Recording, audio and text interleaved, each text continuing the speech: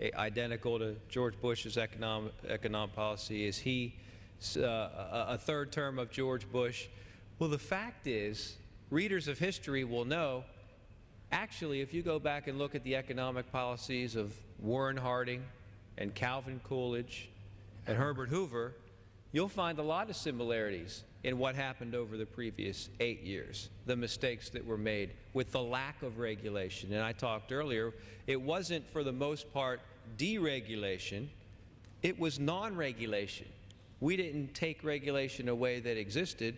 There was just never any regulation at all, very similar to what took place in the 1920s leading up to the calamity of the Great Depression.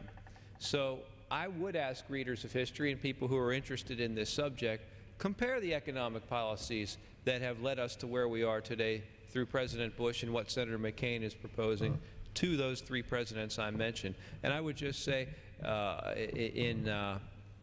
before I transfer to Mr. Murphy from Connecticut or Mr. Ryan, if you wanted to comment, but I get asked a lot recently about bailouts of these three big companies, Fannie Mae and Freddie Mac, and then AIG and Bear Stearns before. And what's the reason that we picked those while we let Lehman Brothers go under, and who's minding the store here, and why are these decisions being made? What we have here is not, and who's next? What's the next shoe to drop is what you hear. And this is a systemic problem. This is not a problem with individual financiers. This is not a problem that Bear Stearns had all on their own, or AIG had all on their own, or Fannie Mae and Freddie Mac. This is a system-wide problem that needs to be dealt with. And we can't continue to take a piecemeal approach and decide on a day-by-day basis who survives and who doesn't. Well, Lehman Brothers, you can go under. We're sorry. But today we're going to bail out AIG the next day. We can't continue down that road. We have to address the systemic root of the problem to prevent this from happening. The first thing is to stabilize. So I'll go to Mr. Perlmutter, and then we'll go to Mr. Murphy from Connecticut. And I'd just like to make 2 points. And it is the administration that is choosing who lives and who dies.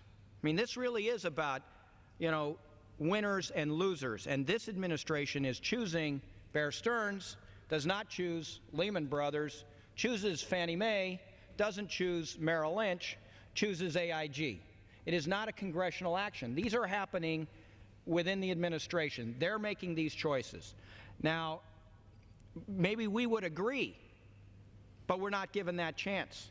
They're doing these things overnight. Now, there's a Latin saying, res ipsa loquitur. Now, many might say, what the heck does that mean? It means the thing